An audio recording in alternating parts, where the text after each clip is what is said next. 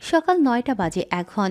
অবস্থানটা তিমির শয্যায়। তিমির শয্যায় যেই রুমটা কায়রানের জন্য, সেই রুমের সিঙ্গেল ডিভানে বসে পা দুটো টি টেবিলের ওপর দিয়ে রেখেছে। ডান হাতে কালো রঙের পিস্তল ঘোরাচ্ছে আর বাম হাত দিয়ে একবার কপাল ঘষে একেবারে কিলার লুক নিয়ে বসে আছে। তার সামনে দুটো বিদেশি ব্যক্তি বসে আছে, দুজনই ভিন্ন দেশের। একজনের নাম হলো এলিও, যিনি একজন ইটালিয়ান, আর একজনের নাম লিয়াম, যিনি আমেরিকান। দুজনের পরনে স্যুট বুট। লিয়াম প্রথমে ইংরেজিতে বলা শুরু করলেন। Mister Khairul Chowdhury, shall we come to the deal now? Mister Khairul Chowdhury, এইবার আমরা ডিলে আসি। কায়রান এখনও চুপ করে আছে, কোনো কথা বলছে না। এলিও আর লিয়াম কায়রানের নীরবতাকে সম্মতির লক্ষণ ধরে নিল। এলিও বলল, So, Mr. Kiran Chaudhary, how many pieces are there? তো মিস্টার কিরণ চৌধুরী কয় পিস আছে? কায়রান গম্ভীর কণ্ঠে বলল, 100. How much do you want? কত চান আপনি? Each price is 30,000. But this is a big deal. 100 pieces. So the whole package will be 5 million. প্রতি পিস 30,000. তবে বড় ডিল এটা 100 পিস। তাই পুরো প্যাকেজ থাকবে 5 million. All right, I will take 15 piece and ইলিও will take 15 piece. Where is your merchandise? Give it to us mister Khairul Chowdhury. আচ্ছা, আমি 50 পিস আর এলিও 50 পিস। কই, আমাদের মালামাল আমাদের দিয়ে দেন মিস্টার খায়রুল চৌধুরী। কায়রান বাঁকা হাসল, নোহানকে ডাক দিল। নোহান, নোহান। জি জি জি ভাই। নোহান দ্রুত রুমে ঢুকলো, কায়রানের কাছে গিয়ে বলল, এদের জিনিস এদের বুঝিয়ে দে, সাথে টাকা বুঝে নে। আমি বাড়ি যাচ্ছি বউর সাথে রোমান্স করতে। কায়রান পিস্তল টেবিলে ছেড়ে ফেলে দিল, উঠে দাঁড়িয়ে বলল, উইল টেক দিম at night. We have made your choice. আমরা রাতে নিয়ে যাব, আমাদের পছন্দ হয়েছে। Okay sir. বলেই কায়রান চলে গেল কারোর কোনো উত্তর না নিয়ে। এইদিকে নোহান লিয়াম আর এলিওকে নিয়ে গেল তাদের জিনিস দিতে। তারা ভালোভাবে দেখে নোহানকে বলল, আর্টস দেশের পরিস্থিতি খুবই খারাপ, বিশেষ করে মেয়েদের। রাতে আসো তুমি, আর সাথে রোজাকে নিয়ে। আরশির ভুঁড়ি কুঁচকে গেল, সে বলল, কি হয়েছে? সব কথা ফোনে বলা সেফ না, রাতে তোমরা দুইজন চলে আসবে। ওকে। আরশিয়া মাত্র ওয়াশরুম থেকে বেরিয়েছে, এমন সময় তার ফোন শব্দে রিং হতে লাগলো। সে ফোনের কাছে গেল, স্ক্রিনে জল করছে রুশান নামটা। আরশিয়া ফোন রিসিভ করলো। রুশান বিচলিত কণ্ঠে বলল, কি হয়েছে আরু? তারপর কল কেটে দিল। সে রেডি হয়ে রুমের বাইরে গেল, সোজা রোজার রুমে গেল। রোমে রোজা রিহানের জামাকাপড় ঠিক করছিল। আরশিয়াকে রুমে ঢুকতে দেখে রোজা বলল। আরশিয়া গম্ভীর কণ্ঠে বলল, রুশান রাতে দুজনকে যেতে বলেছে, সময় বের করিস। রাতে আমার সাথে যেতে হবে। Anything wrong? জানি না, গেলেই দেখা যাবে। বলেই আরশিয়া আর দাঁড়ালো না, সে চলে গেল রোজার রুম থেকে। সে নিজের রুমে না গিয়ে নিচে গেল নাস্তা করবে। সে নিচে গিয়ে ডাইনিং টেবিলে বসলো। জামিলা চৌধুরীও বসেছিল। সে আরশিয়াকে বসতে দেখে বলল, কি নাত বউ, কি অবস্থা তোমার?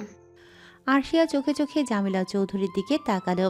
হাতে থাকা ফোন স্ক্রল করতে করতে গম্ভীর কণ্ঠে বলল, আলহামদুলিল্লাহ, ভালো। জামিলা চৌধুরী ভ্রুকুচকে বলল, এই মেয়ে, ফোন রাখো। খাবার টেবিলে বসে এইভাবে ফোন দেখতে নেই। নট ইন্টারেস্টেড টু বাজে সংস্কার। এই মেয়ে, আধা ইংলিশ আধা বাংলিশ বলবে না। আমি ইংলিশ বুঝি না, তাই বাংলায় কথা বলো। চুপচাপ নিজের খাবার খেতে থাকেন, এত কথা বলা আমার পছন্দ না। জামিলা চৌধুরী কিছু বলবে, এর মধ্যে নাজমা চৌধুরী আসলেন। এসেই আরশিয়াকে বললেন, বৌমা বসে আছো যে, খাবে না? বলেই নিজেই খাবার বেড়ে দিল প্লেটে। আরশিয়া ফোন পাশে রাখলো, কোনো কথা না বলে খেতে লাগলো। নাফিজা চৌধুরী বলল, শোনো বৌমা, এইভাবে বসে থাকবে না। খিদে লাগলে খেয়ে নিও, সাথে আমার ছেলেটাকেও একটু খাওয়াবে। বাড়ির খাবার খায় না, আজ কত বছর হয়ে গেল। আরশিয়া হ্যাঁ না কিছুই বলল না, মনের সুখে খেতে লাগলো। এই দেখে জামিলা চৌধুরী মনে মনে 100টা গালি দিল। কি মেয়ে, বড়দের দামই দেয় না, ছি। নাফিজা চৌধুরী বলল, আচ্ছা বৌমা, তুমি খাও, আমি হাতের কাজ কমপ্লিট করে আসছি। বলে সে চলে গেল। জামিলা চৌধুরী কিছু বলবে তার আগেই আরশিয়া কোমরে গুজে থাকা পিস্তল বের করে টেবিলে রেখে বলল, একটা সাউন্ড যদি আপনার মুখ থেকে বেরোয় তাহলে এই পিস্তলের সব কটা গুলি আপনাকে ভালোবেসে আগলে নেবে। জামিলা চৌধুরীর কথা সহ খাওয়াও বন্ধ হয়ে গেল। ওইভাবে কিছুক্ষণ তাকিয়ে রইল। আরশিয়া যখন পিস্তল সরিয়ে নিল তখন জামিলা চৌধুরী খেতে লাগলো। আরশিয়ার খাওয়া শেষ, সে পানি পান করে টিস্যু দিয়ে হাত মুছল। এমন সময় হুট করে কেউ এসেই আরশিয়াকে কোলে তুলে নিয়ে সিঁড়ি বেয়ে উঠতে লাগলো। আরশিয়া রাগে কিরমিরিয়ে উঠল যে তাকে কোলে নিয়েছে। তাকিয়ে দেখে কায়রান। আরশিয়ার রাগ সামলাতে চোখ বন্ধ করে নিল। কত বড় সাহস! কথা নেই বার্তা নেই, ডিরেক্ট কোলে তুলে নিল। এদিকে জামিলা চৌধুরী বিড়বিড় করে বলল, বাড়িটা মাফিয়াদের আড্ডাখানা হয়েছে। আর কয়েকদিন পরে ভালো মানুষের আস্থানায় এ বাড়ি থেকে উঠে যাবে। কায়রান আরশিয়াকে নিয়ে গিয়ে একদম নিজেদের রুমে গেল। পাসওয়ার্ড টাইপিং করে দরজা খুলে ভেতরে ঢুকে আবার দরজা লাগিয়ে দিল। ভেতরে ঢুকেই কায়রান আরশিয়াকে কোল থেকে নামিয়ে দিল। আরশিয়া দাঁতে দাঁত চেপে বলল, কি ধরনের অসভ্যতা এটা? কেন বউ, এটা আবার অসভ্যতা কিভাবে হলো? করে নিয়েছে এই রোমান্স ফিল আসার জন্য। আরশিয়া কায়রানের কলার চেপে ধরে বলল, আমাকে দেখে কি তোর বাংলা সিনেমার টিপিক্যাল ওয়াইফ লাগে? আমার সাথে যে নাটক করিস, কি মনে হয় তোর? কি আর মনে হবে, তুমি আমার সুন্দর সাবলীল মাফিয়া বউ, এটাই মনে হয়। আরশিয়া দাঁতে দাঁত চেপে বলল, তোকে এখনো বাঁচিয়ে রেখেছি বলে ভাবিস না যে ছাড় পেয়ে গেছিস। সামান্য উঠতে দিয়েছি তাই এই অবস্থা। ওরা জন্য ডানা ছুটিয়ে নিলেই ইন্না লিল্লাহ হয়ে যাবি। লেখো না কেন, তোমার হাতে আমার মৃত্যু, আমি প্রস্তুত আছি তো সর্বক্ষণ। আরশিয়া কায়রানের কলার ছেড়ে দিয়ে বাঁকা হেসে বলল, আমার হাতে মৃত্যুর স্বাদ তুই পাবি, তবে এইভাবে না, আমার রাজ্যে আমার স্টাইলে। বউ, এটা চুমু খাবো? আরশিয়া এবার পিস্তল বাহির করে কায়রানের ঠোঁটে রেখে বলল, আগেরবার কেটে দিয়েছিলাম, এবার গুলি করে উড়িয়ে দিলে কেমন হবে? কেমন লাগবে দেখতে? সুন্দরী লাগবে না? ধরণীতে সূর্যের তেজ কমে আসলো। সময়টা এখন বিকেল 4:30। অবস্থান চৌধুরী ভিলা। তবে চৌধুরী ভিলার আশেপাশে যেখানে আপাতত মিটিং হয় সেখানে বসে আছেন দেশের স্বরাষ্ট্রমন্ত্রী আসিফ চৌধুরী, সিআইডি অফিসার ফারহানা খান, ডিএসপি আলতাফ খান, সাথে আরও কিছু আইনের লোক, এসপি অফিসার মিনহাজ সরকার, ডিআইসি অফিসার রহিমা খাতুন এবং আইজিপি অফিসার কামরুল হোসেন। এই 6 জন মিলে মিটিং বসিয়েছেন। মিটিংয়ের মূল কারণ নারী পাচার। কে বা কারা করছে এসব, সেগুলো নিয়ে কিছু ক্লু, কিছু কথা এই মিটিংয়ে আলোচনা হচ্ছে। আসিফ চৌধুরী গম্ভীর আওয়াজে সবার উদ্দেশ্যে বললেন, আজকের মিটিংয়ের উদ্দেশ্য তোমরা সবাই জানো তো? সবাই একত্রে মাথা নাড়ালো। আসিফ চৌধুরী আবারও বললেন, কে কি দেখেছ, কোথায় কি পেয়েছো, একজন করে বলো। আসিফ চৌধুরীর কথা শুনে আইজিপি অফিসার কামরুল হোসেন বললেন, স্যার, এই সমস্যা আগে বোঝা যায়নি, তবে বেশ 1 সপ্তাহ ধরে বিষয়টা সবার চোখে পড়ছে। ধীরে ধীরে দেশে মেয়েদের সংখ্যা কমে আসছে। কামরুল হোসেনের কথা শেষ করতেই রহিমা খাতুন বললেন, জি স্যার, বিষয়টা যখন আমরা জানতে পারলাম তখন পুরো টিম নিয়ে আমরা খোঁজ লাগিয়েছি। জানতে পারলাম এই নারী পাচারকারীর ব্যবসা 1-2 মাসের না, এইটা আজ 2 বছর ধরে হয়ে আসছে একইভাবে। রহিমা খাতুনের কথা শেষ হতেই মিনহাজ সরকার বলেন, এই 2 বছরে আমাদের কাছে কোনো খোঁজ আসেনি, এগুলো বস্তিতে হয়েছিল। আমরা জানার পরে সেখানে গিয়েছিলাম, তাদের অনেক জিজ্ঞাসাবাদ করলাম। ওরা পরে বলল তাদের মুখে তালা মারা হয়েছিল। এই কথা যদি বাইরে যায় তাহলে তাদের পরিবারের সবাইকে মেরে ফেলবে, তাই যেন তারা চুপ থাকে। এইবার ফারহানা খান বললেন, হ্যাঁ, এই জন্যই আমাদের মোটা অঙ্কের টাকা দেওয়া হতো, বিনিময়ে তারা চুপ থেকে যেত। 2টা বছর ধরে দেশের সব বস্তি থেকে এইভাবে মেয়ে সরিয়ে পাচার করা হচ্ছে। কেউ জিজ্ঞাসা করলে তাদের বাবা বলে মেয়ে বিদেশে পাঠিয়েছি, অথবা ঢাকা, খুলনা এইসব জায়গায় পাঠিয়েছি, সংসার চলছে না বলে। কেউ বিশ্বাস না করলে তাদের সেই টাকার বান্ডিল দেখিয়ে দিত, তাতে সবাই বিশ্বাস করেছে। আর এইসব কথা এইভাবেই ধামাচাপা পড়ে গেছে। প্রত্যেকের কথা শুনে আসিফ চৌধুরী গম্ভীর গলায় বলেন, সবার কথা এখানে যথাযথভাবে মূল্যায়ন করা হবে। সব কিছু ঠিক আছে, কিন্তু তারা মেয়েদের নিয়ে যেত কখন? আর মেয়েগুলো কি চিৎকার করতো না? রহিমা খাতুন বলেন, কিভাবে চিৎকার করবে তারা স্যার? যারা নারী পাচারকারী তারা যেই বাড়িতে টার্গেট করে সেই বাড়িতে আগে থেকে কন্ট্যাক্ট করে নেয়। সেই সুবাদে যখন রাতের আধারে গভীর রাতে মেয়েদের নিতে আসে তখন মেয়ে থাকে গভীর ঘুমে, কারণ পরিবার তাদের ভাতের সাথে ঘুমের ওষুধ খাইয়ে দিয়েছে। রহিমা খাতুনের কথা শুনে আসিফ চৌধুরী এবার বলেন, এই 2টা বছর কিছু জানতে পারলাম না। পরিবারের দোষ কি দেব? তবে তারাও অনেক দোষী।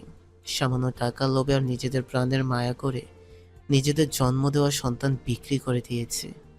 তবে আমার আরও একটা প্রশ্ন, ধরো এই 2 বছরে কিছু জানতে পারিনি আমরা, কারণ তারা মুখ বন্ধ করে রেখেছিল, কিন্তু এখন কিভাবে জানতে পারলে এইগুলো যে আসলেই নারীরা পাচার হয়ে গেছে? বুঝলে কি হবে? আসিফ চৌধুরীর কথার পিঠে মিনহাজ সরকার বলেন, সপ্তাহ 2 আগে মাঝরাত তখন 3:30 বাজে এক পরিবার আসে তার অবস্থায়। এক মহিলা আর পুরুষ কান্না করতে করতে আসছে, পরনে ছেঁড়া পোশাক। সোজা পুলিশ স্টেশনে ওঠে। দারোগা এই খবর আমাকে দেয়। আমি চলে আসি। সেই সময় আমার ডিউটি ছিল। তাদের বস্তিতে জিজ্ঞেস করি কি হয়েছে।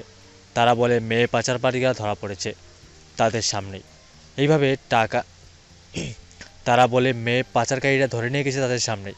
এইভাবে টাকা দিয়ে আর খুন করবে বলে মুখ বন্ধ রাখতে বলেছে। ওরা তখন কিছু বলে না, ওরা মেয়ে নিয়ে চলে গেল।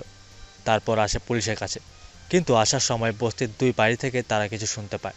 তারা তাদের মেয়েদের জন্য কান্না করছে, কিন্তু কাউকে বলতে পারছে না। তাদের মুখ বাঁধা, বন্ধ করে রাখা হয়েছে, সেগুলো সব আমাদের বলে। মিনহাজের দীর্ঘ কথার ইতি টানতেই ফারহানা খান বললেন, জি স্যার, এটা জানার পর আমাদের মনে খটকা লাগে।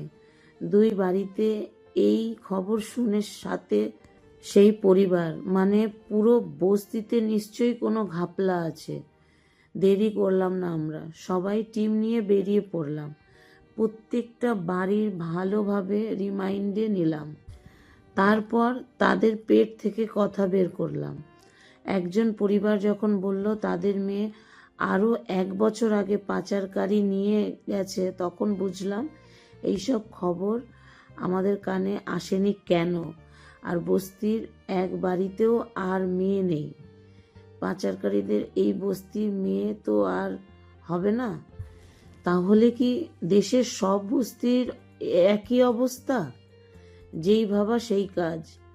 টিম নিয়ে যে যার মতো আলাদা হয়ে বেরিয়ে পড়লাম। এই 2 সপ্তাহ ধরে ইনভেস্টিগেশন করে এই তথ্যই পেলাম, আপাতত কোনো বস্তিতেই আর মেয়ে নেই। যদিও 4-5টা ছিল, তাদের আমরা হেফাজতে নিয়ে এসেছি।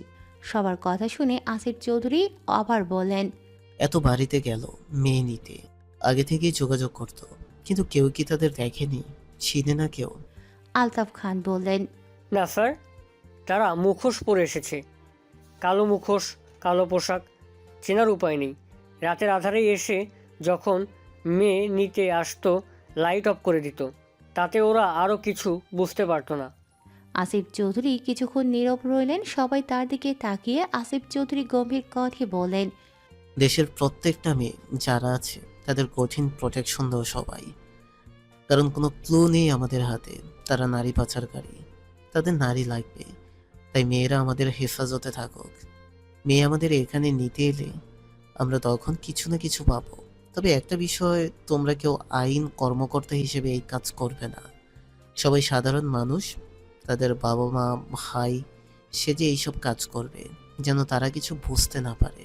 সবাই মাথা নাড়ল। আসিফ চৌধুরী উঠে দাঁড়িয়ে বললেন, আজকের মতো এখানে মিটিং স্থগিত। বলেই চলে গেলেন। আসিফ চৌধুরী চলে যেতেই একে একে সবাই বেরিয়ে গেল। সবার মাথায় টেনশন, কি হবে পরবর্তীতে, পরবর্তী টার্গেট কারা, বিভিন্ন আজগুবি চিন্তা তাদের মাথায় ভর করছে। এইভাবে এত রাতে রেডি হয়ে কোথায় যাচ্ছ ফ্লেমহার্ট? আরশিয়া কালো হুড়ি পরে কায়রানের দিকে তাকিয়ে দাঁতের দাঁত চেপে বলল, জাহান্নামে যাচ্ছি, যাবি? তোমার জন্য এই বান্দা জাহান্নামের রাস্তাও পাড়ি দিতে রাজি ফ্লেমহার্ট। বাহ, ভালো, খুব ভালো। নিজেকে তৈরি রাখ, তাহলে তোর এই ইচ্ছা দ্রুত পূরণ করা যাবে। বলে আরশিয়া চলে যেতে নিলে কায়রান হুট করে তার হাত ধরে ফেলল। আরশিয়া পিছু ফিরে মেজাজ নিয়ে বলল, সমস্যা কি তোর? আমার কাছে বাম হাত ঢুকাস কেন বল? কায়রান সোজাসুজি বলল, এত রাতে কই যাচ্ছ? আরশিয়া এক ঝটকায় কায়রানের হাত থেকে নিজের হাত সরিয়ে নিয়ে কায়রানের কাছে আসতে আসতে তার বুকে একটা করে চড় মারতে মারতে বলল, তুই যে রাত 2টার সময়ও বেরিয়ে যাস, আমি কি তোকে একবারও জিজ্ঞেস করি যে তুই কোথায় যাস? রাতে না ফিরলেও কি একবারও জিজ্ঞেস করি কই ছিলিস সারা রাত? আরশিয়ার এমন কথা শুনে কায়রান ঠোঁট চেপে হেসে বলল, বাহ বউ, বাহ। তুমি তাহলে আমাকে ভালোই বেছে ফেলেছ। ইস, এত ভালোবাসা কবে জন্মালো বউ আমার প্রতি? কিসের ভালোবাসা? সে কি, মাত্র আমার বিরুদ্ধে কত কথা বললে। আমাকে ভালো না বাসলে কি আর এত খোঁজ রাখতো? আমি কখন বাড়ি আসি, কখন যাই, সব জানো তুমি। ভালো না বাসলে কি কেউ কারোর এত খবর রাখে? কায়রানের এমন কথা শুনে আরশিয়া যেন নিজেই ভেবে চমকে গেল। সে চলে যেতে যেতে বলল, ডিসকাস্টিং পুরো একটা। কায়রান সেই কথার উত্তরে বলল, রোমান্টিক মাইয়া একটা। আরশিয়া দাঁড়ালো না, বেরিয়ে গেল রুম থেকে। সে সোজা সিঁড়ি বেয়ে নিচে নেমে গেল। বাড়ির বাইরে বেরিয়ে দেখে কালো হুডি পরে আরও একজন দাঁড়িয়ে আছে গাড়ির সাথে হেলান দিয়ে। আরশিয়া গাড়ির কাছে গেল। কালো হুডি পরা ব্যক্তিটি আরশিয়াকে জিজ্ঞেস করলো, এত দেরি হলো কেন? আরশিয়া কোনো কথা না বলেই ফ্রন্ট সিটে উঠে বসলো। ব্যক্তিটিও কোনো কথা না বলেই ড্রাইভিং সিটে উঠে বসলো। এরপর স্টিয়ারিং ঘোরালো গন্তব্যে। আর্শ এর অন্ধকার প্রাসাদ। প্রায় 40 মিনিট ড্রাইভ করে গাড়ি এসে থামলো অন্ধকার প্রাসাদে। আর্শ নেমে গেল। ড্রাইভিং সিট থেকেও সেই ব্যক্তি নেমে আসলো। সে আর কেউ নয়, রোজা। রোজা আর আর্শ একসাথে অন্ধকার প্রাসাদের দিকে অগ্রসর হলো। তারা ভেতরে সেই রুমে ঢুকলো যেই রুমে তারা কথাবার্তা বলে। আর্শ আর রোজা রুমে ঢুকলো। দেখলো সেখানে আগে থেকেই রুশান আর রায়ান। আর্শ সোজা সোফায় গিয়ে বসে পড়ল। রোজাও বসলো তার পাশে। আর্শকে আসতে দেখে রুশান আর রায়ান নিজের কাজ ফেলে আর্শের কাছে আসলো। আর্শদের ওপর পাশের সোফায় বসলো তারা। আর্শ গম্ভীর কণ্ঠে বলল, বলো কি হয়েছে? দেশে যে নারীর সংখ্যা কমে আসছে, এই খবর কি এখনো শোনোনি তুমি আর্স? আর্শ ভ্রু কুঁচকে বলল, মানে? রুশান বলল। নারী পাচার হচ্ছে। আর্শ চিৎকার দিয়ে বলল, কি? আর্শের সাথে রোজাও অবাক। রুশান বলল, হ্যাঁ, নারী পাচার হচ্ছে, মেয়েদের সংখ্যা কমে যাচ্ছে। আর্স, আমাদের কিছু তো করতে হবে। সম্পূর্ণ খুলে বলো। তারপর রুশান আর রায়ান সম্পূর্ণ কথা আর্শকে খুলে বলল, যে কথাগুলো আজকে চৌধুরী বিলাতে মিটিংয়ে হয়েছিল সেই সব কিছু। আর্শ পুরোটা সময় নীরব থেকে কথাগুলো শুনল। তাদের কথা শেষ হতেই আর্শ বলল, মেয়েদের হেফাজতের দায়িত্ব আজ থেকে আমি, অগ্নিকন্যা আর্শ নেব। কার বুকের পাটায় এত সাহস, আমি দেখব এই অগ্নিকন্যা আর্শ থেকে কিভাবে মেয়ে ছিনিয়ে নিয়ে যায়। আর্শের কথাই সবাই সম্মতি দিল। এর মধ্যে রায়ান বলল, আর্স, তুমি তো দেখছি দিব্যি সংসার করছো, কি জন্য ওই বাড়িতে বউ হয়ে গেছো? ভুলে গেলে নাকি সব?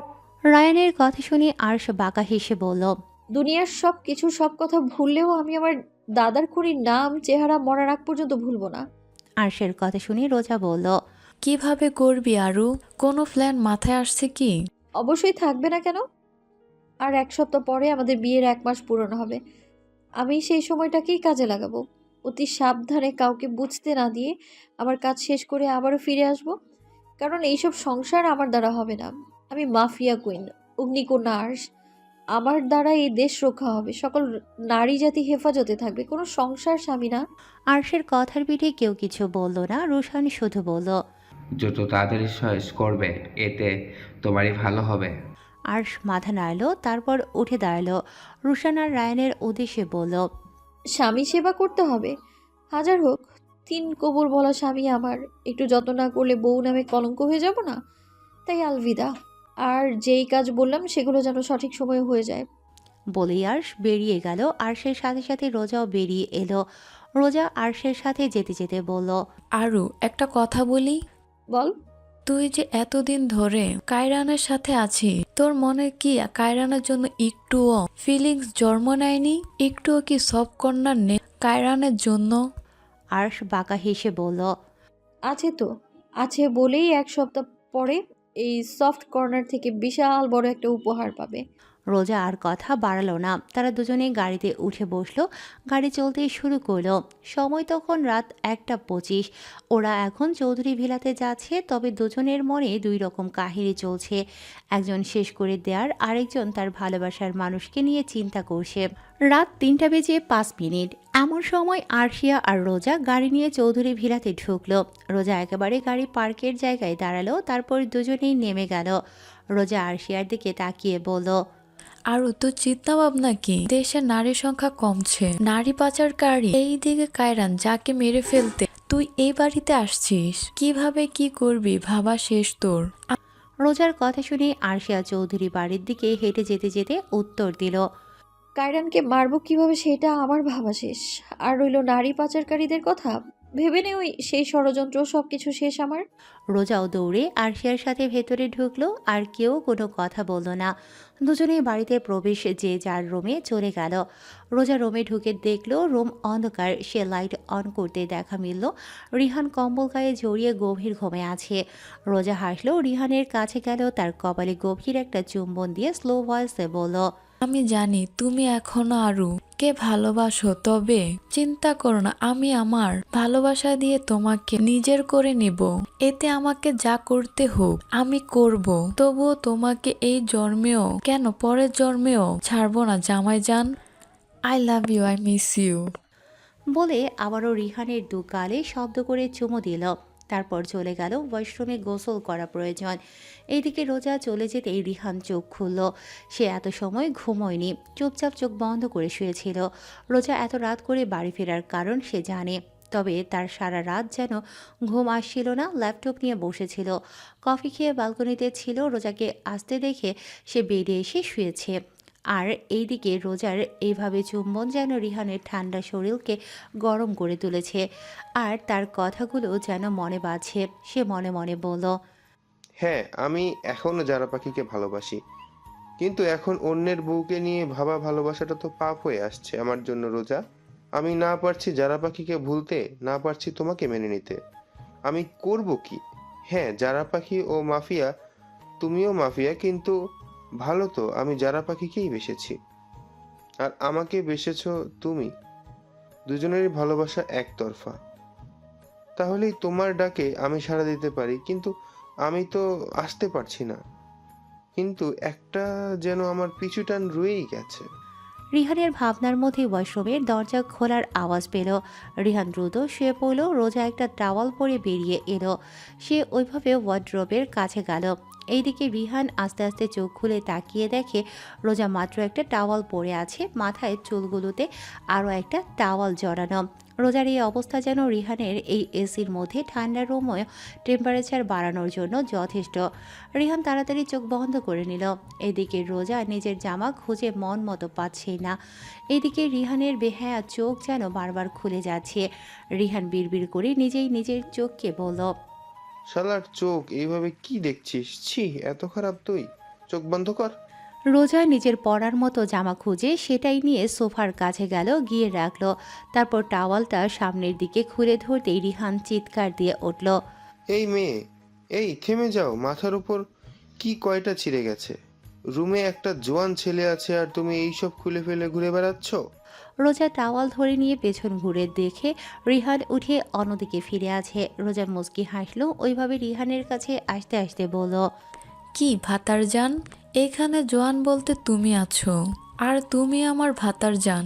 টাওয়াল পরা কেন? টাওয়াল ছাড়াও আমাকে দেখতে পারো তুমি, আমি কোনো মাইন্ড করব না জান।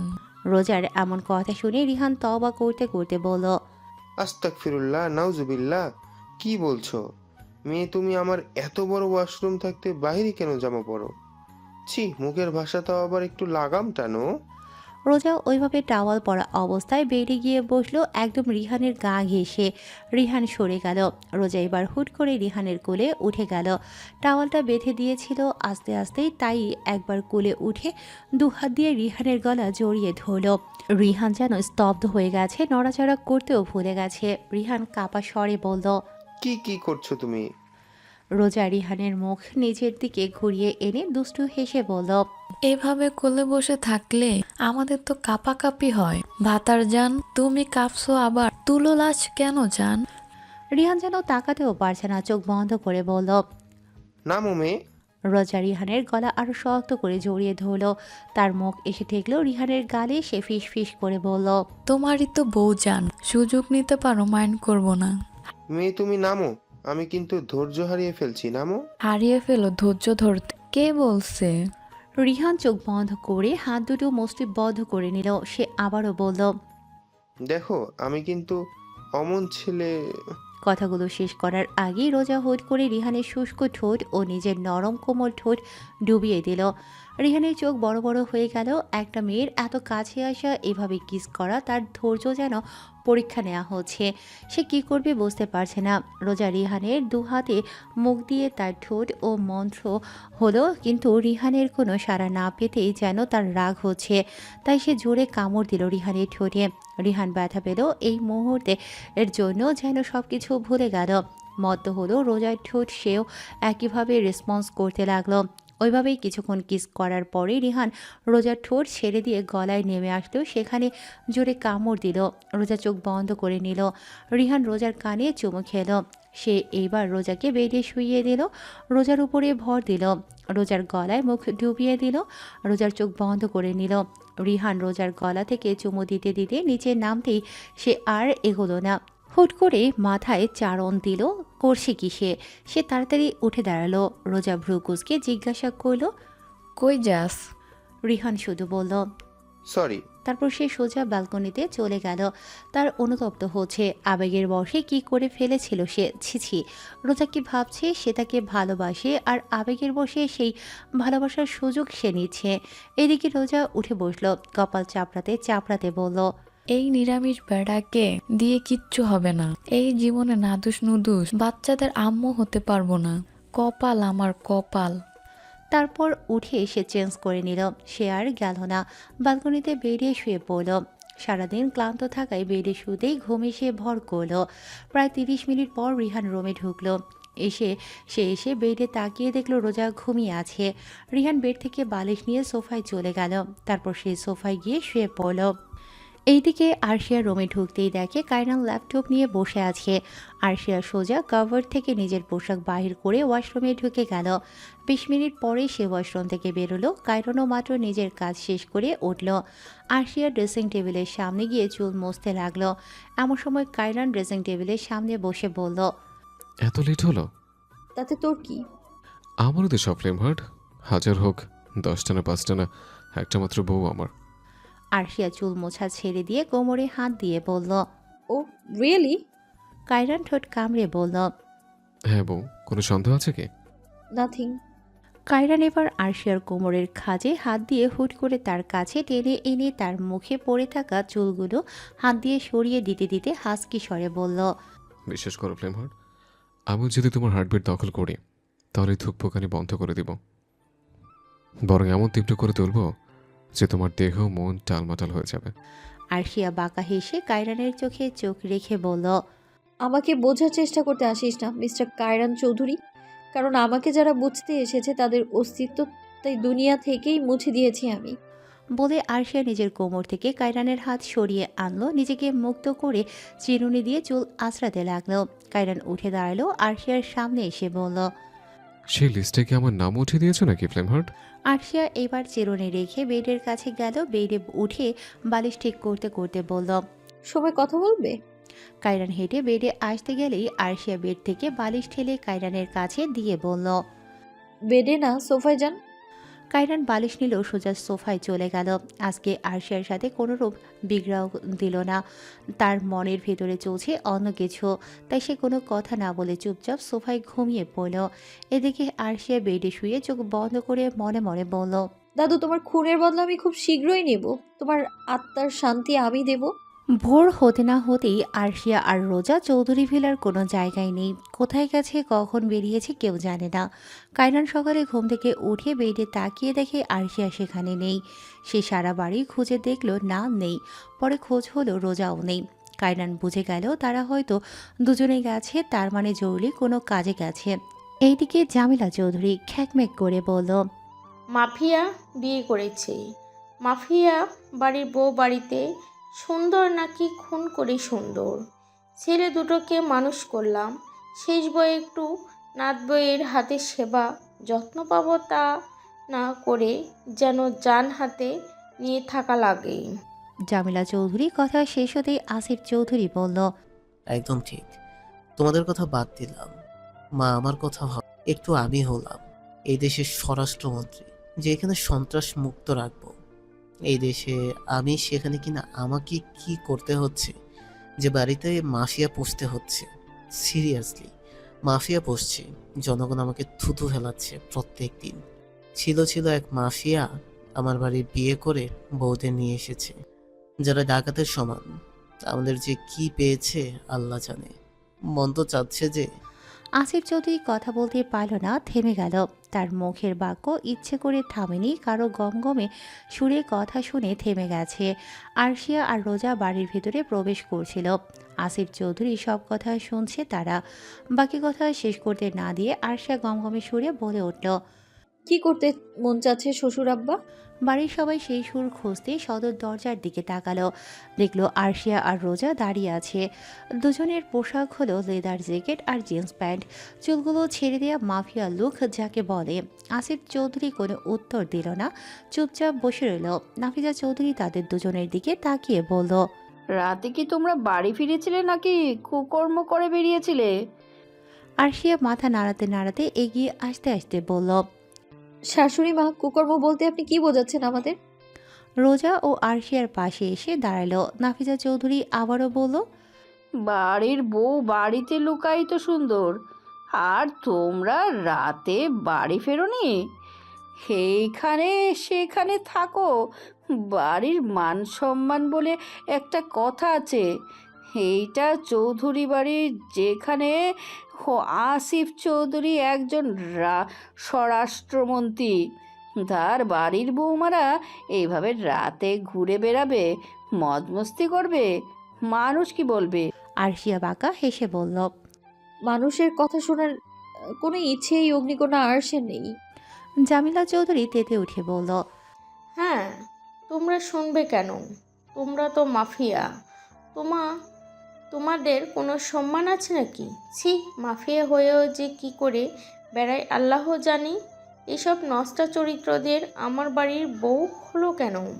জামিলা চৌধুরীর কথার পিঠে সুন্দর একটা জবাব দিল আরশিয়া। বলল, নষ্টা চরিত্র যদি আমি হই, তাহলে তো আপনার নাতিকে নোবেল ছুঁড়ে মারা উচিত, তাই নয় কি? কারণ আমি তো আর যেচে আসিনি এই চৌধুরী বাড়িতে। আপনার নাতি এই নষ্টা চরিত্রাকে বিয়ে করে এই বাড়ির বউ এর উপাধি দিয়েছে। তো দাদি, একটা কথা বলি, নষ্টার বোঝেন কি আপনি? তো যে আমাকে উপাধি দিতে আসছেন? এইভাবে জামিলা চৌধুরীকে অপমান করাই সে রাগে ফুঁসতে মনে। এইভাবে তাকে কেন অপমান করবে? নাফিজা চৌধুরী বলল, এটা তোমার কেমন ব্যবহার?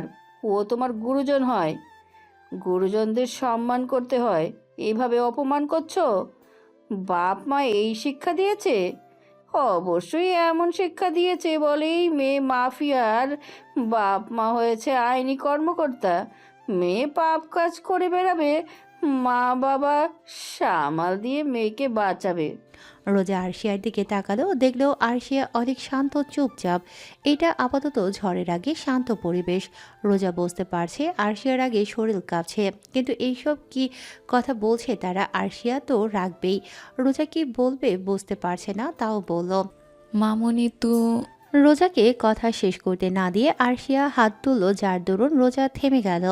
আরশিয়া হেঁটে হেঁটে নাফিজা চৌধুরীর কাছে আসলো, তারপর স্লো ভয়েসে বলল, আমার বাবা আমায় যথেষ্ট শিক্ষা দিয়েছে, সেই শিক্ষা হয়তো আপনারা আপনার বাচ্চাদেরও দিতে পারেননি।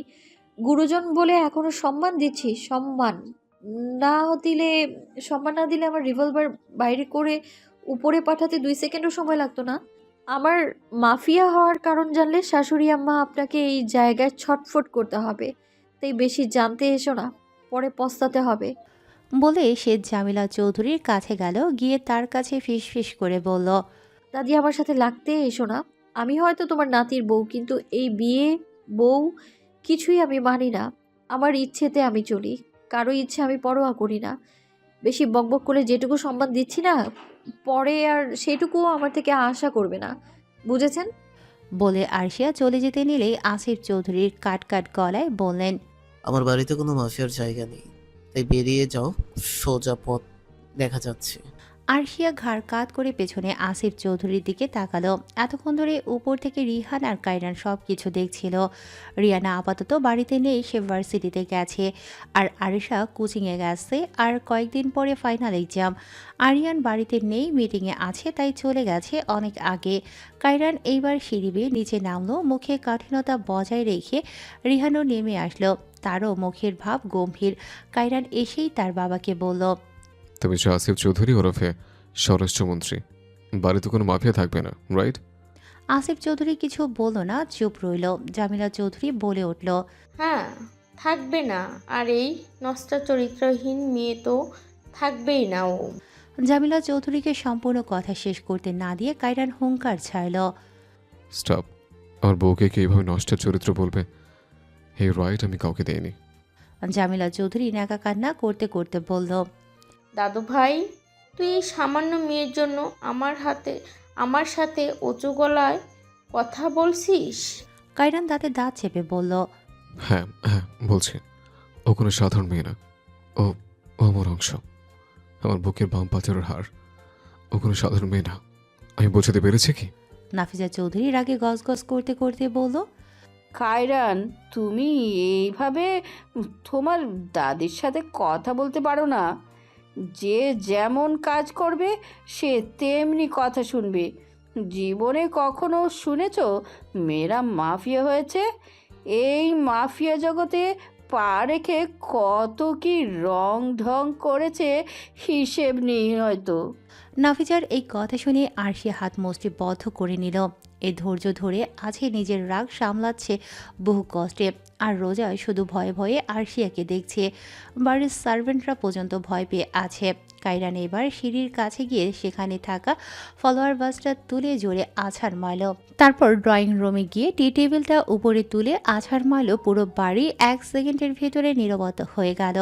শোনা গেল শুধু কায়রানের হুঙ্কার ছাড়া ভয়ঙ্কর বাণী, মা বলে এখনো বেঁচে আছো, আজ মা না হলে শিওর তোমাকে মেরে ফেলতে আমার হাত কাঁপত না। আমার বউ যার সাথে রঙ্গধঙ্কা করুক না কেন, সেসব পাস্ট। এখন বর্তমানে সে আমার কাছে আছে, আমার বুকের বাম পাথরের হাড়। সে কখনোই খারাপ হতে পারে না, কোনো দিন খারাপ হবে না। আমার দৃষ্টি যে আরশিয়াতে আটকেছে, সে ফুলের মতো পবিত্র। বারবার নষ্টের চরিত্রটা বললে আমি হয়তো ভুলে যাব। এবারের সন্তান আমি মিসেস নাফিজা চৌধুরী, আর আসিফ চৌধুরীর পুত্র আমি। কায়রানের এমন বাণীতে সবাই নিশ্চুপ। আরশিয়া চোখ ছোট ছোট করে কায়রানের দিকে তাকিয়ে আছে। আসলে কায়রান কি করতে চাচ্ছে বুঝতে পারছে না। কায়রান এসে আরশিয়ার হাত ধরে বলল, এই বাড়িতে আমার অর্ধাঙ্গিনীকে যারা অপমান করে, সেই বাড়িতে আমি আমার অর্ধাঙ্গিনীকে রাখতে চাই না। চলো আমার সাথে। আরশিয়া ভ্রু কুঁচকে বলল, কে আপনি যে আপনার সাথে আমাকে যেতে হবে? কোন অধিকারে আমার হাত ধরেছেন আপনি? কায়রান চোখ বন্ধ করে নিল। রাগ যেন আকাশে উঠে গেছে। সে কি এখানে দাঁড়িয়ে নাটক করছে? তার সামনে তার বউকে এভাবে বলছে। তার কি সহ্য হচ্ছে? তার কি কষ্ট হচ্ছে না? তার বুকটা কি ফেটে যাচ্ছে না? না, এই মেয়েকে যদি সে বুক ছিঁড়ে দেখাতে পারতো, তবে হয়তো এই বেয়াদব মেয়ে তাকে বুঝতো। কেন বোঝে না তাকে কেউ? কিছু বললে যে তার সহ্য হয় না।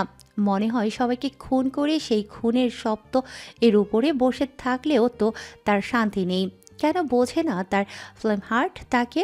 কায়রান শান্ত কণ্ঠে বলল, সবকিছু লিখে দাও, আর আল্লাহকে সাক্ষী রেখে তোমাকে ছোঁয়ার অনুমতি আমি পেয়েছি, তাই আমার সাথে চলো।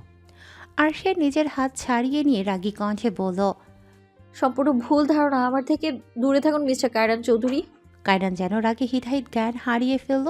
আরশিয়ার বাম গালে সজোরে একটা চর বসিয়ে দিল। সবাই অবাক হয়ে গেল। আরশিয়া গালে হাত দিয়ে রক্ত চোখ খুনিয়ে কায়রানের দিকে তাকিয়ে আছে। কায়রানের চোখও লাল টুকটুক করছে, আর একটু হলেই চোখ থেকে পানি গড়িয়ে পড়বে। কায়রান আরশিয়ার বাহু জোরে চেপে ধরে হিংস্রতার সাথে বলে উঠল, হে বে, হেই, তোর আমাকে কি মনে হয়? হ্যাঁ বল, কি মনে হয়? আমি কি তোর সাথে নাটক করি সব বিষয়? তুই আমাকে বুঝবি কবে? বল, কবে বুঝবি? তোকে কেউ খারাপ করে কথা বললে আমার বুকে যে জ্বালা ওঠে, সেটা কি তুই জানিস? বল, জানিস? আমাকে কি পেয়েছিস? যে তোর হাতের পুতুল, যেভাবে নাচবে সেইভাবে আমি নাচবো? কেন রে? হ্যাঁ, আমি খুব গভীরভাবে তোর প্রতি আসক্ত হয়ে পড়েছি। এটা জানিস বলে কি আমাকে ব্যবহার করিস তুই? হ্যাঁ, আমাকে ব্যবহার করিস? কথা বলছিস না কেন? এত গভীরভাবে আসক্ত হয়েছি যে তোকে ছাড়া আমার দিন রাত যেন কাটতে চায় না। ভালোবাসা শব্দটা আমার সাথে চায় না। না আমি কাউকে ভালোবাসি আর না বাসবো। তবে দখল করতে খুব ভালোভাবে জানি। তোকে দখল করতে চাই। তবে তোর প্রতি এত গভীরভাবে আমি আসক্ত হয়েছে, দখল করতেও ভয় লাগে। যদি হারিয়ে যাস, তোকে যদি আর খুঁজে না পাই, তাহলে এই জীবনে আর বাঁচতে হবে না। কেন বুঝিস না? আমি তোকে ছাড়া থাকতে পারি না। তোর নেশা অ্যালকোহলের থেকেও তীব্র, যা আমাকে বেশি নেশা ধরিয়ে দেয়। তোকে যে চটটা মারলাম, জানিস আমার বুকের ভিতরে কেমন চেনচেন ব্যথা করছে? হ্যাঁ জানিস কেমন চেনচেন ব্যথা করছে। পারছি না আমি পীড়া নিয়ে থাকতে। মুক্তি চাই আমার মুক্তি। এই মুক্তিতে তোকে আপন করে পেতে চাই। দীর্ঘ কথার ইতি টানলো কায়রানের প্রতিটা কথা যেন আরশিয়ার বুকে গভীরভাবে ডাক টানলো, কিন্তু তাতেও যেন তার মন গলল না।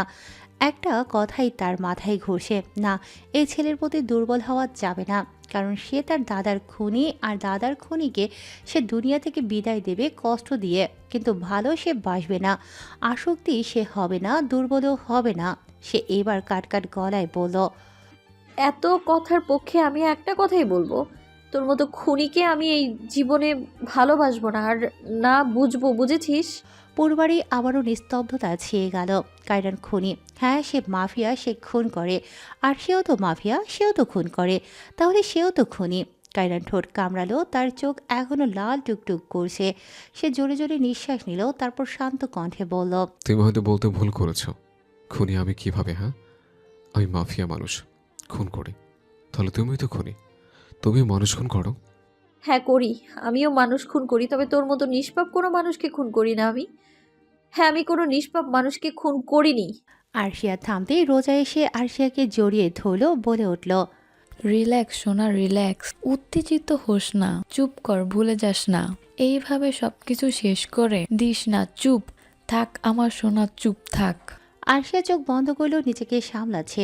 এদিকে চৌধুরী পরিবার সবাই অবাক, সাথে কায়রানও। সে নিষ্পাপ কাউকে খুন করেছে, তবে কাকে? ফ্লেমহার্ট, আমার জানা মতে আমি কোনোদিন কোনো নিষ্পাপ কাউকে খুন করিনি। যারা পাপ কাজ করেছে আমি তাদের খুন করেছি। তুমি ঠিক কি বলতে চাচ্ছ, বুঝিয়ে বলো। কায়রানের কথা শেষ হতেই নাফিজা চৌধুরী তেতে উঠে বললেন, এই মেয়ে, তুমি আমার ছেলেকে নিষ্পাপ খুনির ট্যাগ লাগাচ্ছ? কত সুন্দর একটা জোক শোনালে। আচ্ছা, এই নিষ্পাপ খুন তুমি কয়টা করেছো যে সেগুলোর ভার আমার ছেলের উপর দিচ্ছ? নিজের চরিত্র ঠিক করো আগে, বেয়াদব মেয়ে। নাফিজা চৌধুরীর কথা শেষ হতেই রিহান একটু জোরেই বলল, মামুনি, কি জন্য তুমি বারবার জারা পাখির চরিত্র নিয়ে কথা? রিহান সম্পূর্ণ কথা শেষ করার আগেই কায়রান রিহানের কলার ধরে দাঁতের দাঁত চেপে বলল, কুত্তার বাচ্চা, কতবার বলেছে তোর মুখে আমার বউকে পাখি ডাকবি না? কথা কানে যায় না তোর? বল, কানে যায় না? রিহানের এমনিতেই মেজাজ চটে আছে। আরশিয়াকে এভাবে বাড়ির মানুষ খারাপ বলছে, যেগুলো সে সহ্য করতে পারছিল না। তার মধ্যে এই কায়রান এসে তার কলার ধরেছে। সেও এবার কায়রানের কলার চেপে ধরে রাগে গজগজ করতে করতে বলল, এই তোর সমস্যা কি? হ্যাঁ, ভালো আগে আমি বেসেছিলাম জারা পাখিকে, তুই না। দেখা প্রথম তার সাথে আমারই হয়েছে, বুঝেছিস? নিজের লিমিটের মধ্যে থাক। জাস্ট বিবাহিত সে নয়তো আমিও দেখে নিতাম কিভাবে তুই আমার থেকে আমার জারা পাখিকে ছিনিয়ে নিয়ে বেইমানি করে কেড়ে নিয়েছিস। তুই আমার জারা পাখিকে আমার থেকে। কায়রানের রাগ যেন বাড়ছে, বাড়বেই তো। যেই মানুষটাকে 100 বার বলছে যে তার বউ পাখি না ডাকতে, তারপরও ডাকছে। আবার ভয়াল দানব কায়রান চৌধুরী কলার ধরেছে, সাহসের শেষ সীমানায়। বাহ! কায়রান চোখ বন্ধ করে শীতল কণ্ঠে বলল, লাগতে আসিস না রিহান, ফলাফল ভালো হবে না। বলেই রিহানের বাম গালে জোরে একটা ঘুষি মারল। পুরোবারে নিস্তব্ধতা। রোজা চিৎকার দিল, যাওয়ার জন্য পা বাড়ালো। আরশিয়া তাকে থামতে বলল। রোজা থেমে গেল। রিহান হেলে পড়েছিল, সে এইবার উঠে সোজা হয়ে দাঁড়ালো। বাম গালে হাত দিয়ে কায়রানের কাছে আসতে আসতে বলল, আমার সাথে তাহলে কি তুই মারামারি করতে চাস কায়রান? বললেই পারতিস, অনেক আগেই শুরু করে দিতাম। বলে সেও একইভাবে কায়রানের গালে ঘুষি মারল। কায়রান হেলে পড়ল, তবে সোজা হয়ে দাঁড়ালো। এবার দুজনে একসাথে অ্যাটাক করতে গেলে একটা বাক্য তাদের থামিয়ে দেয়। আরশিয়া বলল, ওরা দুজনেই থেমে গেল। আরশিয়ার দিকে দুজনেই তাকালো। কায়রান রিহানের দিকে তাকিয়ে দাঁতের দাঁত চেপে বলল, তোর চোখ তোলে আমি মার্বেল খেলবো। চোখ না মশালা। রিহান বাঁকা হেসে বলল, লোকের চোখ নিয়ে খেলার আগে নিজের চোখ তুলে প্র্যাকটিস কর, নয়তো গোল্লায় যাবি।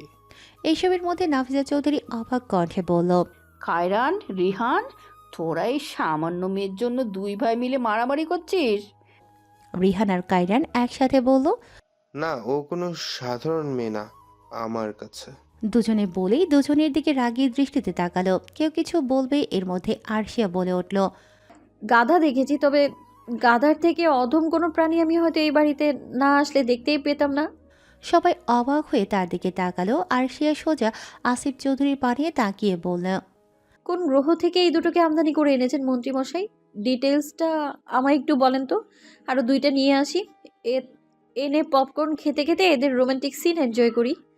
এমন সময় আরশিয়ার এমন কথা শুনে সবাই ভেবাচাকা খেয়ে গেল। এর মধ্যে আরশিয়া কায়রান আর রিহানের সামনে আসলো। কোমরে গুজে রাখা পিস্তলটা বাহির করলো, তারপর সোজা রিহানের বুকে লাগিয়ে বলল, মিস্টার রিহান তালুকদার, আমি কারো পাখি না, তাই এইবার থেকে নিজের জীবকে সাবধানে রাখেন, কারণ পাখি ডাকটা আমার পছন্দ না। আজকের মতো মাফ, দ্বিতীয়বার হয়তো আর মাফ কি জিনিস সেটা হয়তো ভুলে যাব আমি। এটা সাবধানী বাণী, কাজে লাগবে। বলেই সে বন্দুক নামিয়ে নিল। কায়রান বাঁকা হাসলো। তার মানে আরশিয়া তাকে সবার সামনে স্বীকার করলো তার খুব খুশি লাগছে। খুশিতে নাচতে ইচ্ছে করছে, কিন্তু তার নাচকে দুঃখের সাগরে ভাসাতে সেই বন্দুক কায়রানের হার্টবিটের কাছে নল রেখে বাঁকা হেসে বলল, বারবার নিজের দাবি করা বন্ধ রাখ, নয়তো গুলি করে উড়িয়ে দিতে আমার সময় লাগবে না। এখনো যে বেঁচে আছিস, আল্লাহর কাছে শুকরিয়া আদায় কর। বলে কায়রানের বুক থেকে বন্দুক নামালেও সে ওইখান থেকে চলে যেতে নিলেই হুট করে নাফিজা চৌধুরী আরশিয়ার হাতে টান দিয়ে হাত মুচড়িয়ে ধরল। আরশিয়া চোখ খিচে বন্ধ করলো। কায়রান দ্রুত আরশিয়ার হাত তার মায়ের হাত থেকে ছাড়িয়ে তার মায়ের হাত ঝাড়া বেড়ে ফেলে দিয়ে বলল, আমি কিন্তু ভুলে যেতে বাধ্য হব। আপনি আমার জন্মধরণী মা হন। দ্বিতীয়বার আপনার হাত যদি আমার অর্ধাঙ্গিনীকে আঘাত করার চেষ্টা করে, তবে হাত আমি জ্যান্ত কবর দেওয়ার ব্যবস্থা করব। বলে সে আরশিয়ার কাছে আসলো। আরশিয়াকে কোনো কথা বলতে না দিয়ে সোজা আরশিয়াকে কোলে তুলে বাড়ি থেকে বেরিয়ে গেল। যেই বাড়িতে তার বউয়ের কোনো সম্মান নেই, যেই বাড়ি থেকে তার বউকে তাড়িয়ে দিচ্ছে, যেই বাড়ির মানুষ তার বউয়ের চরিত্র নিয়ে কথা বলে, সেই বাড়িতেও সে থাকবে না, আর না তার বউকে থাকতে দেবে। আরশিয়া কোনো লাফালাফি করলো না, শান্ত কণ্ঠে বলল, এভাবে কোলে নিয়ে কোথায় যাচ্ছিস তুই আমায়? কায়রান গাড়িতে উঠে বসলো। তারপর আরশিয়াকে পাশে বসিয়ে দিয়ে দাঁতের দাঁত চেপে বলল, জাহান্নামের চৌরাসে নিয়ে যাচ্ছি তোকে। বলেই গাড়ি স্টার্ট দিল। আরশিয়া কোনো কথা বলল না, চুপ রইল। এদিকে বাড়ির ভেতরে কায়রান চলে যেতেই রিহান রোজার হাত ধরে বলল, বিয়ে তো হয়ে গেছে, এখন আমার অর্ধাঙ্গিনী তুমি, তাই তো আর তোমাকে ফেলে দিতে পারবো না। আমার সাথে চলো। তুমি মাফিয়া, এই বাড়িতে মাফিয়ার জায়গা নেই, তবে আমার কাছে আছে। বলেই রোজাকে নিয়ে বাড়ি থেকে বেরিয়ে গেল। এখন চৌধুরী বাড়িতে মাত্র 3 জন মানুষ, জামিলা চৌধুরী, নাফিজা চৌধুরী আর আসিফ চৌধুরী। জামিলা চৌধুরী ওরা চলে যেতেই নিজের রুমে চলে গেল। নাফিজা চৌধুরীও নিজেদের রুমে গেল। আর আসিফ চৌধুরী চুপচাপ বসে রইলেন। আপাতত কি হয়ে গেল একটুর মধ্যে সেগুলো ভাবছে। কায়রান গাড়ি থামালো শুনশান এক জায়গায়। সময়টা সকাল 8:05। গরমকাল হওয়ায় সূর্যের প্রখর তাপ বৃদ্ধি পাচ্ছে শহর জুড়ে। আরশিয়া ভ্রুকুচকে জানালার কাছ নামিয়ে বাহিরে তাকালো, দেখলো রাস্তার বাম পাশে একটা নদী বয়ে যাচ্ছে। সূর্যের আলো সরাসরি নদীতে পড়ছে, পানি কাচের মতো পরিষ্কার দেখা যাচ্ছে। রাস্তাটা ভীষণ উঁচু। নদীর ধারে আবার দেখা যাচ্ছে শাকসবজির বাগান। জায়গাটা একদম নিরিবিলি, কোনো মানুষ নেই, নেই কোনো গাড়ি ঘোড়ার আওয়াজ। আরশিয়া ভ্রুকুচকে কায়রানের দিকে তাকালো, দেখলো কায়রান সিটে মাথা রেখে চোখ বন্ধ করে আছে। আরশিয়া গম্ভীর কণ্ঠে বলল, এখানে গাড়ি থামানোর কারণ?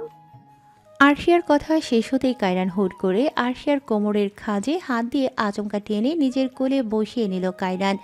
এত দ্রুত হলো যে আরশিয়া কিছু বুঝতে পারল না। আরশিয়া যখন বুঝলো সে নামার জন্য হাত পা ছোড়াছুড়ি করতেই কায়রান আরশিয়ার কোমরে জোরে চাপ দেয়। আরেক হাত দিয়ে আরশিয়ার 2 হাত ধরে, তারপর আরশিয়ার গলায় মুখ নিয়ে গেল। কানের কাছে মুখ নিয়ে গিয়ে অনেকটা অসহায় কণ্ঠে বলল, একটু শান্ত এভাবে বসে থাকো ফ্লেম হার্ট। আমার বুকের ভেতরে যে আগুন চলছে, একটু নিভাতে দাও। আরশিয়ার কি হলো জানে না। কায়রানের এমন অসহায় কণ্ঠ যেন তার হৃদয়ে গিয়ে বাজছে। কায়রানের গরম নিঃশ্বাস তার কানে গলায় পড়ছে। সে খুব শক্ত, সে মাফিয়া কুইন, তবুও এখন যেন সে খুবই অসহায় হয়ে গেল। সারা দেহ যেন টালমাটাল হয়ে গেল। কায়রান আরশিয়ার কানের লতিতে একটা চুমু দিল। আরশিয়া যেন কেঁপে উঠল। সত্যি সে মাফিয়া কুইন, অথচ সামান্য এই চুমুতে সে কেঁপে উঠল কেন?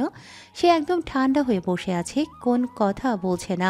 কায়রান আরশিয়াকে আরও নিজের মাঝে মিশিয়ে নিয়ে ঘাড়ে মুখ রাখলো, বলল, আমি জানি না ফ্লেম হার্ট, তুমি কেন আমার সাথে সবসময় এমন করো, কেন আমাকে দেখতে পারো না আমি জানি না, কিছু জানি না আমি।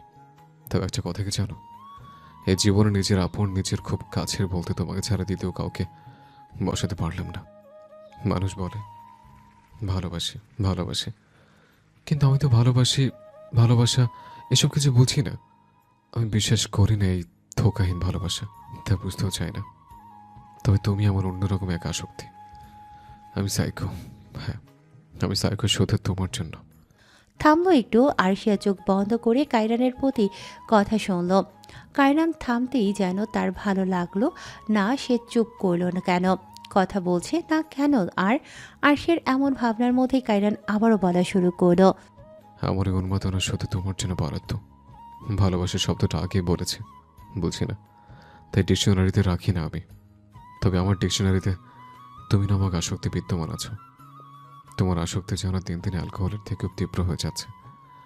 আমি হয়তো অ্যালকোহলে এতটা বোধ না যতটা আমি তোমার প্রতি তোমার নেশায় বোধ হয়ে আছে।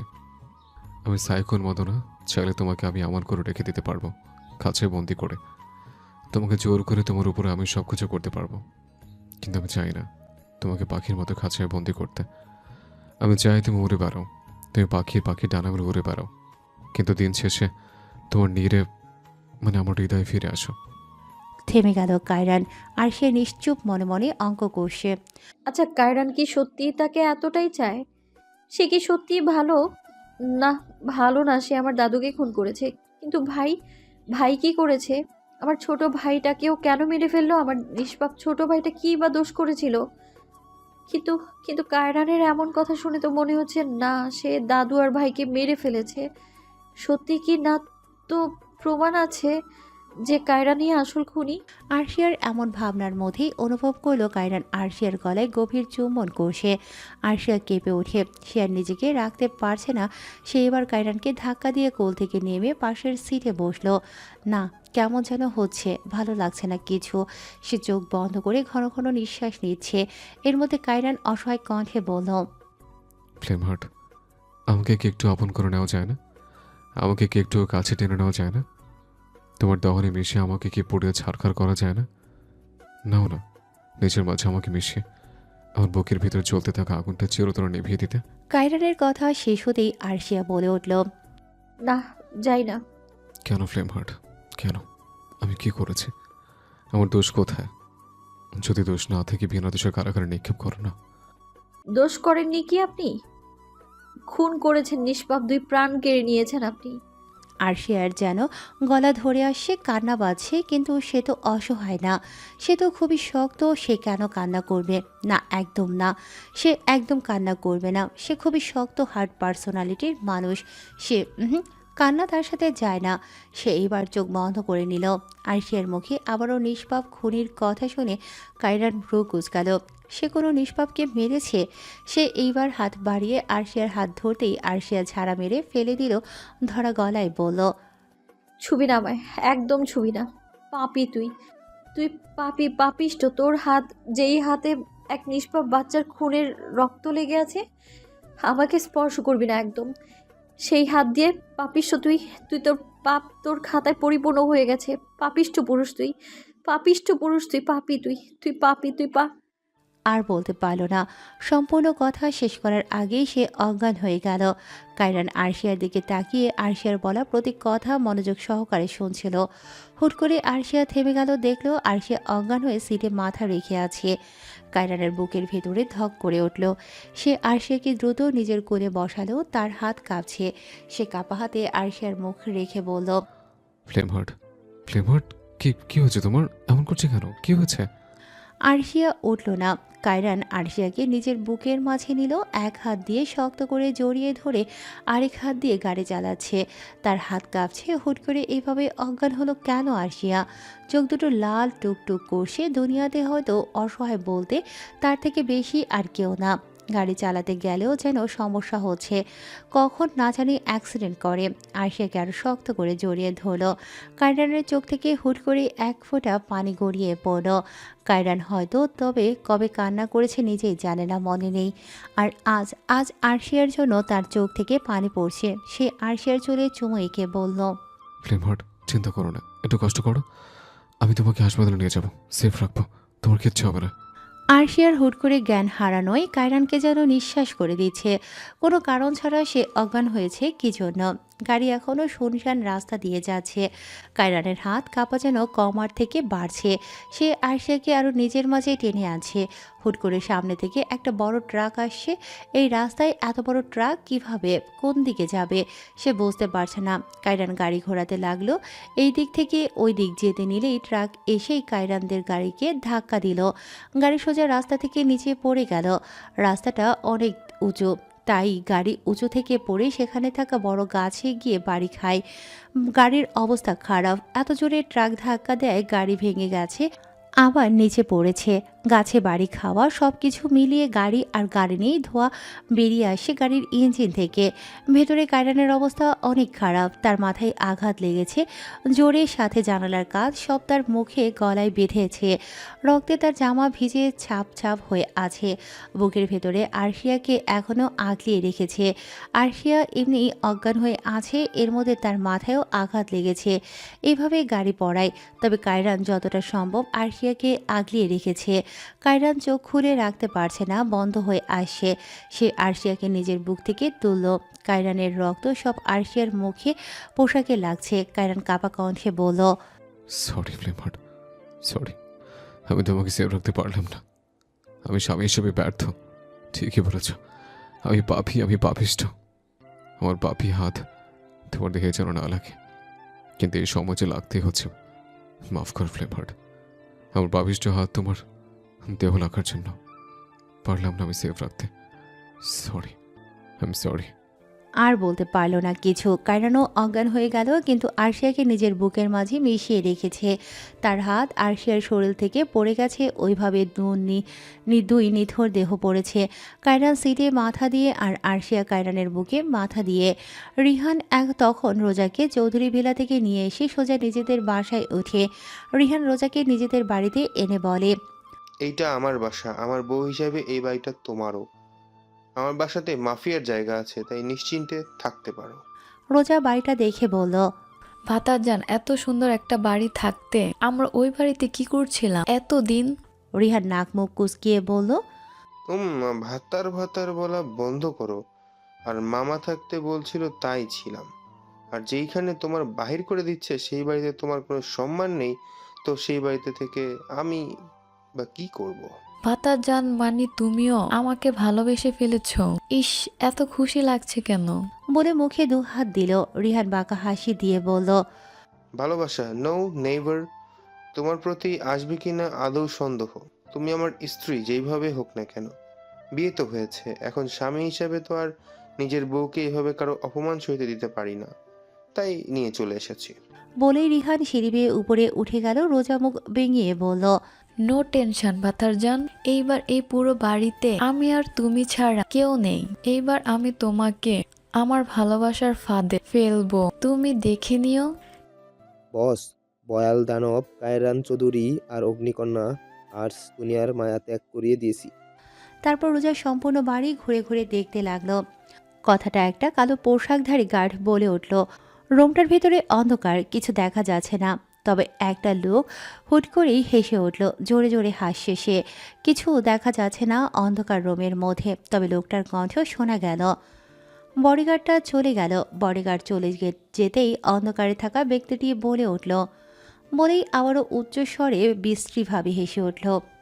সময়টা রাত 8:30 অবস্থানটা ঢাকার নামকরা প্রাইভেট হসপিটালে। হাসপাতালের বাইরে মানুষের ভিড় হবে নাই কেন? স্বরাষ্ট্রমন্ত্রী আসিফ চৌধুরীর বড় ছেলে কায়রান চৌধুরী অ্যাক্সিডেন্ট হয়েছে, তাই তো এত ভিড় সাধারণ জনগণ সাথে মিডিয়ার লোকেরা।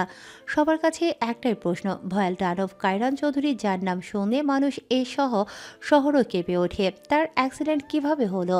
সাথে আছে আরশিয়া, যে মাফিয়া কুইন অগ্নিকন্যা, আর তারই বা কী করে হলো? এটা কি ষড়যন্ত্র নাকি ইচ্ছাকৃতভাবে তাদেরকে কোনো প্ল্যান? পুলিশরা সব গার্ড দিয়ে আছে, তাই কোনো মিডিয়ার লোক ভেতরে ঢুকতে পারছে না। ভেতরের অবস্থা বেহাল। নাফিজা চৌধুরী আর জামিলা চৌধুরী কান্না করেই যাচ্ছে। আসিফ চৌধুরী তাদের সান্ত্বনা দিচ্ছে। বোনের শখে আরশিয়াও কান্না করে যাচ্ছে। আরিয়ানও একইভাবে সান্ত্বনার বাণী ঢালছে। অপরদিকে রোজা, সে যেন নিজেকে আর শক্ত রাখতে পারছে না। নীরবে চোখের পানি ফেলছে। রিহান তার পাশে বসে আছে। আলতাফ খানও তার প্রথম সন্তান আর বড় মেয়ের জন্য নীরবে চোখের পানি ফেলছে। হাজার মাফিয়া হোক, তার আগে সে তাদের মেয়ে, যাকে বড় করেছে, কিভাবে তাকে এভাবে ফেলে রাখবে? শান্ত নয়। ফারহানা খানও শুধু পায়চারি করে বেড়াচ্ছে আর মনে মনে দোয়া দুরুদ পাঠ করছে। চিন্তিত সেও। হাসপাতালের ওটিতে এখনও কায়রানের চিকিৎসা চলছে। একটু আগেই আরশিয়াকে বাহির করা হয়েছে, তাকে এখন অবজারভেশনে রাখা হয়েছে। আরশিয়ার অবস্থাও খারাপ। আরশিয়াকে অবজারভেশনে রেখে আসার পরে ডক্টরের কাছে দৌড়ে গিয়ে ফারহানা খান জিজ্ঞেস করলেন,